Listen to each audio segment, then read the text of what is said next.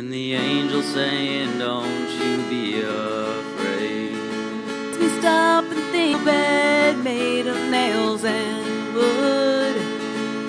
You could have picked a palace, something more fit for a king, but then the story wouldn't be as good. From go for the lonely and the lost, there's no sinner too far gone to find us in the manger. There's a star up in the sky that's calling all the least of these. Come make your way to where your hope is found. And if I'm honest, some days I feel too far from the highest of the high to the low manger. And just 33 years later, by a rugged cross made from nails, have to give your life. But then the story wouldn't be as good. From the highest of the glory of the Chapter 1, the prayer of inheritance. Join me in a word of prayer. Father, thank you for the worship service. You've been tested, you passed, you've got experience. You're qualified to do something. Let me give you a couple of examples. In the Navy, I was qualified to wear the enlisted surface warfare pin because I went through an 18-month training program where I had a destroyer. And I'm not talking about just weapons. I'm talking about engineering and electrical. I mean, I had to learn how the ship made water. I had to learn how the sewage system worked. I had to learn all the electronics. I had to learn all the weapon systems. And every book had a section. When I got through with that section, learning everything I could about that one particular system, they could ask you anything. Because God has qualified you to do something. But here's something about that qualification. It had nothing to do with the church.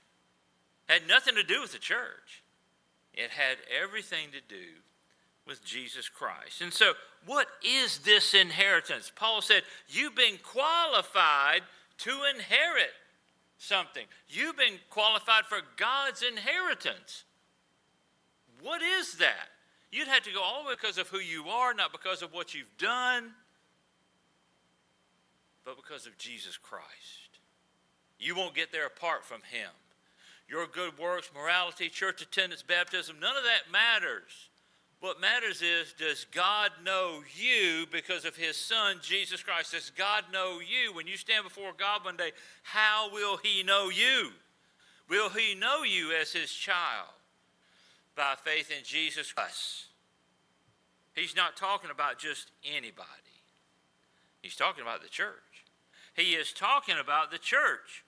Not everybody can claim the inheritance. Not everybody. You have to be a child of God by faith in Jesus Christ. Just because you go to church doesn't mean you're qualified. Just because you've been baptized doesn't mean you've been saved. It's as real as the pew you're sitting in. You and I, we are on our way. My prayer for you is great.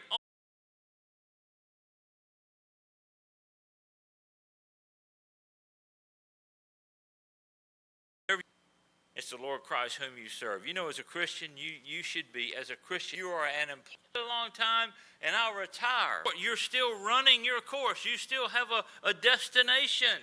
It doesn't matter how many jobs you have. It doesn't matter how many retirements you have. You still have a destination. As long as you have breath in your body, you are still running your course. You're not there. Inheritance, but it's only for those who know Jesus Christ. Will he know you as his son? Will you know? Or will he look at you and go, I don't know you, right?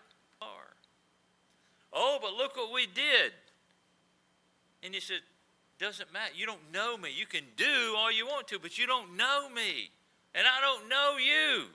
So you need to depart from me. I don't know you, those who are practicing wickedness. The Father who has qualified us to share in the inheritance, that's for the people of God. It's not for anybody. It's not for everybody. It's not for everybody. It's only for those that God knows. You stand before the Lord, and I'll stand before the Lord, and you'll stand on the Mount of Transfiguration. And there appeared Moses and Elijah. So guess what? Moses did finally get to the promised land. He's standing there on the Mount of Transfiguration. There's Moses and there's Elijah. You know what Peter said? Hang out here for. It's available, right? It's available. It is available. Want that inheritance. Why would you want eternal life? You know what God will say? Go ahead. He's not going to